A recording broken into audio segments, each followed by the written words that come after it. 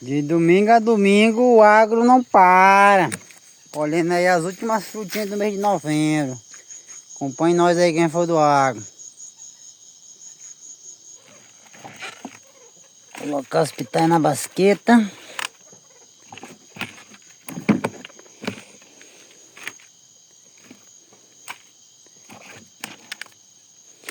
E aí, o seu agro, como é? De domingo a domingo ou só é de segunda a sexta? Como é que é? Explica pra nós aí, deixa no comentário aí.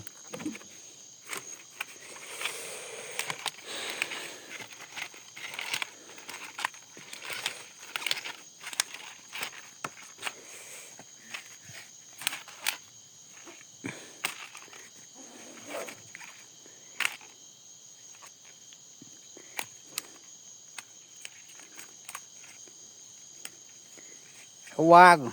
Tchau e obrigado.